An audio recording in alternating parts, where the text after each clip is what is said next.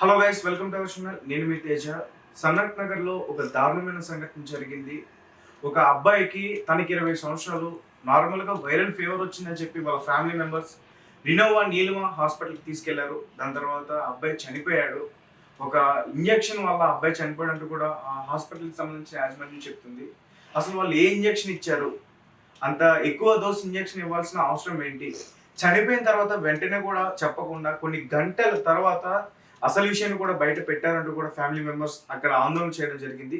So దీనికి సంబంధించి వాళ్ళ తాలూకా ఫ్యామిలీ మెంబర్ ఒకళ్ళు ఉన్నారు. ఒకసారి ఆయనతో మాట్లాడదాం. నమస్తే అండి. సో అబ్బాయి పేరేంటి, అబ్బాయికి ఎన్ని సంవత్సరాలు ఉన్నారు? అబ్బాయి పేరు అఫ్నాన్ మినుసేన్ అండి. అబ్బాయికి 20 years ఉంటుంది. ఓకే. ఆయన డిగ్రీ ఫైనల్ ఇయర్లో ఉన్నాడు ఇప్పుడు. Last semester. దాని తర్వాత జాబ్ చేద్దామని ఆయనకి ప్లేస్మెంట్స్ కూడా నడుస్తున్నాయి. ఇంటర్న్షిప్స్ ఉంటాయి కాదు. అసలు మాకు తెలియదు, పిల్లోడికి అసలు జ్వరం వచ్చింది. మేము హాస్పిటల్ తీసుకెళ్ళాం. కొంచెం వాంటింగ్ అవుతుంది, కడుపులో నొప్పి ఉందంటే నార్మల్ స్కానింగ్ తీయమన్నారు, తీసాం. మళ్ళీ మన స్కానింగ్ తీయండి అంటే ఓకే నో ప్రాబ్లం అన్నారు. 10,000 అన్నారు. ఓకే 10 బయట అది 5,000 పడుతుంది. 10,000 అయినా ఓకే నో ప్రాబ్లం అని చెప్పాం. సిటీ స్కాన్ చేపిస్తున్నప్పుడు ఒక ఇంజెక్షన్ ఇస్తారు. అది ఫస్ట్ పిల్లోనికి పడుతుందా లేదా కొంచెం 2% ఇచ్చి చెక్ చేయాలి. ఇట్లా బ్లూ కలర్ మార్క్ వేసి చెక్ చేస్తారు. ఒకవేళ రియాక్షన్ వస్తే ఇయ్యరు. ఆయన ఏం చేశారంటే ఏం అడగకుండా కన్సల్ట్ ఫామ్ సైన్ చేయకుండా మాతోనే మమ్మల్ని పిల్లోడు హిస్టరీ అడగకుండా ఏం చేయకుండా డైరెక్ట్ ఇయ్యంగానే ఇమీడియట్గా బాబు కొలాప్స్ అయిపోయారు. అక్కడే కొలాప్స్ అయిపోగానే 5 minutesలో బాబు కళ్ళు మొత్తం తిరిగేసే, ముక్కులోంచి రక్తం, చెవుల నుంచి రక్తం. అసలు ఏం చేయాలో అర్థం కాక బాబు చాలా హైపర్ అయిపోయాడు. ఇట్లా పిలిచి మదర్ వచ్చి అర్థం చేసి టంగ్ ఆరిపోతుంది అంటే మాకు డౌట్ వచ్చింది. వచ్చి టంగ్ ఆరిపోతుంది అంటే మాకు అర్థమైంది హార్ట్ అటాక్ వచ్చిందేమో అని. అయినా వాళ్ళు డాక్టర్ ఏం చెప్తలేరు. వాళ్ళు వచ్చేసి ఏమన్నారు, లోపల తీసుకెళ్ళిపోయారు ఎమర్జెన్సీ అని. లోపల తీసుకెళ్ళేసి కాదు ఎమర్జెన్సీ ఉంటుంది, ఎమర్జెన్సీని తీసుకెళ్ళి బట్టలు చింపేసి షార్ట్ ట్రీట్మెంట్ ఏదో చేసి ఇంజెక్షన్ ఇచ్చి బాబుని ఇప్పుడు బేవోష్ చేసామన్నారు. తొందరగా మంచిగా అయిపోతారు. మీరు ఫస్ట్ వాళ్ళు ఏం చేయాలి సార్, బాబుకి ట్రీట్మెంట్ ఇవ్వాలి. వాళ్ళు ఏమన్నారు, ఇప్పుడు ఐసీయూలో షిఫ్ట్ చేయాలా, 70,000 అవుతాయి, మీరు 70,000 పే చేయాలా అని. వాళ్ళు ఫస్ట్ ఫార్మాలిటీ ఏముంటుంది హాస్పిటల్ అంటే, మెడికల్ స్పెషల్ ఏంటి, ఫస్ట్ ఏమైనా కానీ డబ్బులు ఇచ్చినా ఇవ్వకపోయినా బాబుని బతికించాలి. యాక్చువల్లీ మేము నార్మల్గా జనరల్ చెకప్ కోసం నార్మల్గా వెళ్ళాము. మాకు అసలు హాస్పిటల్ అడ్మిట్ చేయాలా, బాబు ఇట్లా సీరియస్ అవుతాడని కూడా వాళ్ళ వల్ల మాకు తెలియదు. అయినా బాబు కోసం అని వాళ్ళు ఏం చేశారంటే వైట్ పేపర్లో సైన్ చేయించుకున్నారు. రేపు మార్నింగ్ వరకు మీరు 1 lakh rupees పే చేయాలా, పే చేయకపోతే మళ్ళీ మేము బాబు ట్రీట్మెంట్ ఆపేస్తామని. సో మేమన్నా పే చేస్తాం, ఎందుకంటే బాబుకైనా ఎక్కువ ఏం లేదు మాకు. ఇప్పుడు మేము ఇరికిపోయినాం. వాళ్ళు ప్రీ ప్లాన్గా చేశారు. నాకు తర్వాత మా ఫ్రెండ్స్ అందరూ చుట్టుపక్కల లోకల్ ఉన్న వాళ్ళు పోయి హాస్పిటల్కి ఎందుకు తీసుకెళ్ళావు, హాస్పిటల్లో ఇప్పుడు మా బాబుకైనా ముందు ఒక 4 days ముందు ఒక అమ్మాయి కూడా అట్లానే చనిపోయిందంట. వాళ్ళు అసలు కరెక్ట్ డాక్టర్స్ లేరు, డ్యూటీ డాక్టర్స్ ఉన్నారు, అసలు క్వాలిఫైడ్ డాక్టర్స్ లేరు. uneducated persons are there. There is no one is there to give response. I asked them, please sir, tell what happened to my son. I will take for next another hospital. Tell me another opinion means also. They are not telling second opinion also. They are going. And ఇంకోటి ఏంటంటే వాళ్ళు చనిపోయిన తర్వాత మీకు కొన్ని గంటల వరకు కూడా తెలీదు అని చెప్తున్నారు. కొన్ని గంటలు కాదు, నెక్స్ట్ డే వరకు వాళ్ళు మొత్తం ఠాగూర్ సినిమాలో ఎలా చేస్తారు, బిల్స్ ఎట్లా పే చేయించుకుంటారు, మనిషి చచ్చిపోయినా కూడా చెప్పారు, అలా మొత్తం క్రియేట్ చేశారు. సినిమాలలో చూశాను కానీ నేను రియల్గా చూశాను. దాంతో సహా ప్రతి ఒళ్ళు నటించారు డ్యూటీ డాక్టర్స్. ఇంకోటి మాకు చాలా మిస్బిహేవ్ చేశాడంటే ఆ డాక్టర్ వల్లనే అయింది. అజర్ అలీ అని ఒక డాక్టర్ ఉన్నాడు, అతని వల్లనే మిస్టేక్ అయింది. యాక్చువల్లీ టెక్నీషియన్ ఇవ్వాలా మొత్తం. మీకు తెలుసు ఎక్కడైనా విజయాలు ఎక్కడైనా సిటీ స్కాన్ అంటే టెక్నీషియన్ అని సపరేట్ డిపార్ట్మెంట్ ఉంటుంది, దానికి సపరేట్ డాక్టర్స్ ఉంటారు. నార్మల్ డ్యూటీ డాక్టర్ ఇస్తాడా, డ్యూటీ డాక్టర్ ఇచ్చేస్తాడు. అదే ప్రాబ్లమ్ అయ్యి మేము ఇప్పుడు ఇంజెక్షన్ ఇవ్వడం వల్లే చనిపోయాడు, డోస్ ఎక్కువ అవడం వల్లే చనిపోయాడు అంటున్నారు కదా. ఆ ఇంజెక్షన్ ఏంటి, దాని గురించి అన్న మీకు ఐడియా ఉందా, చెప్పాలా దాని గురించి? దాని గురించి కూడా ఇంకా క్లియర్గా చెప్తలేరు, ఓపెన్ అవుతలేరు. ఆ ఇంజక్షన్ వల్ల ఎక్కువ డోస్ అయ్యి 1000 ఒక్కళ్ళు చనిపోతారు, 100 2 చనిపోతారు, అట్లా అని వాళ్ళు కవర్ చేసుకుంటున్నారు. వాళ్ళతో తప్పైంది. ఈ తప్పుకి ఇంకొక తప్పు చేసి వాళ్ళు కవర్ చేసుకోవడానికి పోయారు. మొత్తం వాళ్ళు ఏం చేశారంటే బాబుకి ఇప్పుడు ఐసీయూలో పెట్టాలని పైకి తీసుకెళ్లారు. ఎంఐ ఐసీ అని ఎలా ఉందంటే అది సెంట్రల్ జైల్ లాగా ఉంది. ఓకే.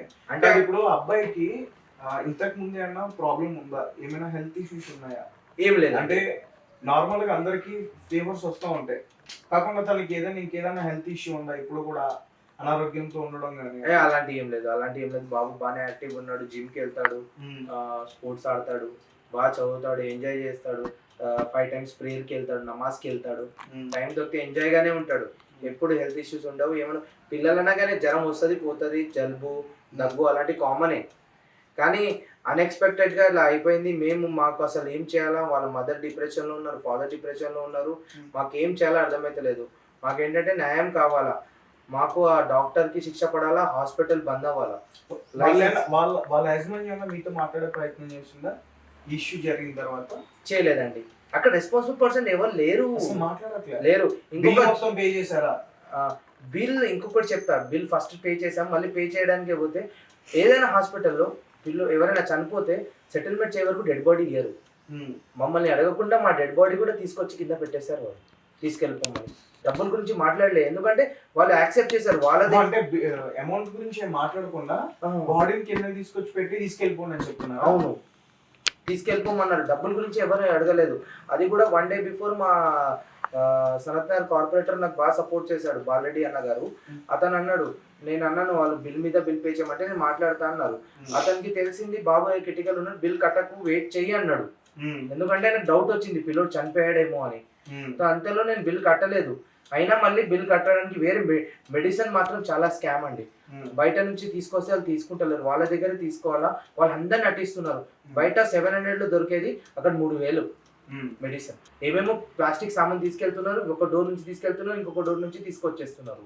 అంతా మొత్తం సినిమా ఆడుతున్నారు. బాన్సల్లాని పెట్టి అంత బాన్సల్లాని ఏమైనా హాస్పిటల్లో బాన్సల్లాని పెడతారు. అసలు బాన్సల్లా పెట్టాల్సిన ఇష్యూ అంత ఇది అక్కడ. అంటే మేము ఎక్కడ అల్లరి చేస్తాం, మేము గడబడి చేస్తామని. కానీ మా మానవత, మేము ఒక సిటిజన్స్.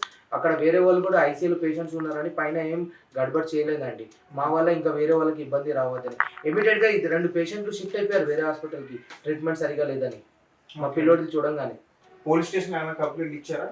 అవును, ఎఫ్ఐఆర్ బుక్ చేశారు. అది కూడా ఎట్లా అయిందంటే మా లోకల్ ఎమ్మెల్యే గారు శ్రీ తలసాని శ్రీనివాస్ యాదవ్ గారు హెల్ప్ చేశారని కేసు అంతా స్ట్రాంగ్ అయింది. అది పోస్ట్ మార్టం కూడా అయింది. Team of doctor post mortem చేశారు. మా తలసాని శ్రీనివాస్ యాదవ్ గారు బాగా సపోర్ట్ చేశారు.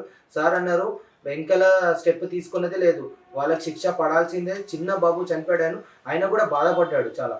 వచ్చాడు, మా ఇంటికి వచ్చాడు సార్, వచ్చి అన్నారు ఇంత చిన్న పిల్లోడు చనిపోయాడు, అసలు సమస్యనే లేదు బ్యాక్ స్టెప్ తీసుకునేది అని చెప్పారు. కేసు ఎక్కడ దాకా అయినా ఆయన కూడా సాయం చేస్తున్నాడు పాపం సార్ లేకుంటే నేను లేను. శ్రీనివాస్ యాదవ్ గారికి నేను మా ఫ్యామిలీ ప్రకారంగా థ్యాంక్ యూ చెప్తున్నాను. సార్ మాకు బ్యాడ్ టైంలో బాగా హెల్ప్ చేశారు. మా లోకల్ కార్పొరేటర్ బాలరెడ్డి సార్ కూడా, సురేష్ గౌడ్ అని, ఇంకా మా లోకల్ ఇంకోటి మా ఫ్రెండ్ ఉన్నాడు రాజేష్ అని, బీఆర్ఎస్లో వర్కింగ్ ప్రెసిడెంట్. అతను మాత్రం నాకు అవుట్ స్టాండింగ్ సపోర్ట్ చేశాడు. అతనే అంత మీడియాని అందరినీ పిలిచి మా ఫ్యామిలీకి డబ్బులు లేకుంటే కూడా గోపాల్ అన్నని ఒక ఆయన ఉంటాడు, ఆయన అన్నాడు ఎన్ని లక్షలైనా నేను ఇస్తాను, ఈ రోజు బాబుని మంచి చూసుకోమన్నాడు. అందరు నాకు ఫ్రెండ్స్ లోకల్ వాళ్ళు హెల్ప్ చేశారని. కానీ ఒకటే అన్న, బాబు చనిపోయాడు. ఇంత హెల్ప్ వచ్చినా కానీ బాబు చనిపోయాడా? అవునన్న, బాబు చనిపోయాడు. ఇప్పటికీ కూడా వాళ్ళ మదర్ నా కొడుకు వస్తున్నాడు అని చెప్తుంది. ఆమె అసలు మదర్ ఎంత లాస్ అవుతారు మీకు తెలుసు కదా బ్రదర్. అదే మాకు న్యాయం కావాలా. ఓకే, పోస్ట్ మార్టం రిపోర్ట్స్ వచ్చాయా? అంటే పోస్ట్ మార్టం రిపోర్ట్స్ 2 months వస్తాయని చెప్తున్నారు. పోలీస్ వాళ్ళు కూడా మనకి హెల్ప్ చేస్తున్నారు, సపోర్ట్ చేస్తున్నారు. సిఎస్ఆర్తో కూడా కలిశాను. కానీ ఏమవుతుందంటే ఒక 24 hours ఒక రిపోర్ట్ ఇస్తారంట. ఆ రిపోర్ట్ చెప్తలేరు, ఎందుకంటే మేము ఎక్కడ గొడవ చేస్తామేమో అని. కానీ అది చెప్పాలంట, అది కూడా చెప్తలేరు. కానీ మెయిన్ రిపోర్ట్ వచ్చేసి 2 months లోపల వస్తా అంటున్నారు. మేము హై ఇన్ఫ్లుయెన్స్ వాడేసి గాంధీలో నుంచి తొందరగా రిపోర్ట్ తెప్పించడానికి ట్రై చేస్తున్నాం మేము కూడా. మా ఎమ్మెల్యే గారు కూడా మాట్లాడతారు, మా కార్పొరేటర్ కూడా, మా లోకల్ లీడర్ సురేష్ అన్న, వీళ్ళందరూ మాట్లాడతారు. రిపోర్ట్స్ వస్తే అసలు బాబుకి ఏం జరిగింది అనే విషయం కూడా బయటకు వస్తుంది. పక్క వస్తుంది. బయట వచ్చేదేంటి, వాళ్ళ డాక్టర్సే వచ్చి మాకు చెప్పాము మా జాబ్ పోతుంది, డాక్టర్ తప్పు వల్లనే మీ బాబు చనిపోయాడు అని చెప్పి వాళ్ళు వేరే డాక్టర్స్ చెప్పారు. అవును, అక్కడ చాలా నుంచి డాక్టర్స్ చెప్పారా? చెప్పారు కానీ వాళ్ళు డైరెక్ట్ రాలేరు అంటున్నారు. వాళ్ళు జాబ్ పోతుంది, ఎవరైనా సాయం చేస్తారు కదా, వాళ్ళందరూ యాక్సెప్ట్ చేస్తున్నారు. జాబ్ పోతే పోయింది, ప్రాణం పోతే ఓకేనంట వాళ్ళకి. ఏమో అన్న వాళ్ళు అలా అన్నారు కానీ అక్కడ ఏమైందంటే వాళ్ళ తప్పైందని వాళ్ళు యాక్సెప్ట్ చేశారు, అందుకోసం డెడ్ బాడీ ఇచ్చేసారు కదా. వాళ్ళు అంటున్నారు ఇండిషన్ వల్ల అయిందని, ఆ ఇండిషన్ ఇచ్చారు. ఒప్పుకున్నంత మాత్రం ప్రాణం తిరిగి రాదు కదా. రాదన్న, మీరందరూ కలిసి మాకు న్యాయం చేయాలా. సో ఫైనల్ గా మీ డిమాండ్ ఏంటి? మా డిమాండ్ ఏంటంటే ఆ డాక్టర్ అజర్కి శిక్ష పడాలా, దానికి సపోర్ట్ చేసిన అన్ని డాక్టర్లకి, ఆ టెక్నీషియన్లకి ఎంతమంది ఉన్నారు, హాస్పిటల్ మేనేజ్మెంట్కి ఒక శిక్ష అనేది పడాలా. మా పిల్లోడికి అయింది, వేరే వాళ్ళకి అవ్వదు. మెడికల్ అనేది చాలా ఇంపార్టెంట్, మెడికల్ అనేది ఎడ్యుకేషన్ అనేది మజాక్ చేయవద్దు లైఫ్లతోనే. మేము ఇప్పుడు భరిస్తున్నాం, మేము చదువుకున్నాం అని మేము చూసుకున్నాం. అలాగే చైతన్య కలిగిన అబ్బాయి అంటూ కూడా వాళ్ళ మదర్ ఎవరో చెప్తున్నారు. ఒక్కడే కొడుక? ఇద్దరు పిల్లలు. ఓకే, అంటే చిన్నోడు ఇప్పుడే జాబ్ వస్తుంది అన్న కూడా హోప్స్ పెట్టుకున్నారు. మా పిల్లోడు చనిపోయాడు, అలాంటి వేరే వాళ్ళు ఎవరు చనిపోవద్దు. ఇక్కడని కాదు, ఎక్కడని కాదు, డాక్టర్ అనేది దేవుడితో సమానం, దేవుడి తర్వాత. వాళ్ళే ఇలా చేస్తే ఎట్లా? మనుషులకి నమ్మకం అనేది ఎక్కడ ఉంటుంది? పైసలు ఏంటన్నా ఇవాళ ఉంటే రేకపోతే, మాకు డబ్బులు వద్దు ఏమొద్దు, మాకు న్యాయం కావాలా. వాళ్ళు ఏం చేస్తారంటే హాస్పిటల్ వాళ్ళు కాంప్రమైజ్ కూడా చేద్దామని వేరే వాళ్ళతోనే ప్లాన్ చేసి ట్రై చేస్తున్నాం, కానీ మాకు వద్దు, మేము పిల్లోడికి అన్యాయం చేయము, డబ్బులు మాకు వద్దు, మా పిల్లల్ని మేము 20 సంవత్సరాలు చూసుకుంటున్నాం, మాకు చాలు, మా పిల్లోడికి న్యాయం కావాలా. ఆయన చచ్చిపోయినా కూడా మా పక్కనే ఉన్నాడు, ఆయన ఏడుస్తున్నాడు, మేము ఇంత బాధలో ఉంటే. ఎవరు? పిల్లోడు. అంటే ఆయనకు మేము ఇంత అన్ఎక్స్పెక్టెడ్, మేమే తీసుకెళ్ళి ఆయన జ్వరం వచ్చిందిరా అని తీసుకెళ్ళాము, చనిపోయాడు. ఆయనకి తెలుసా ఆయన చనిపోతాడని. అందుకోసం నేను ఏమంటున్నా అంటే మీరు అందరు సాయం చేస్తే, ఇది ఎంత పెద్ద వరకు కేటీఆర్ సార్ వరకు కూడా తీసుకెళ్ళండి సార్. కేటీఆర్ సార్కి పెట్టండి, హెల్త్ మినిస్టర్కి పెట్టండి, గవర్నమెంట్కి కూడా చెప్పండి ఇలా జరుగుతుంది.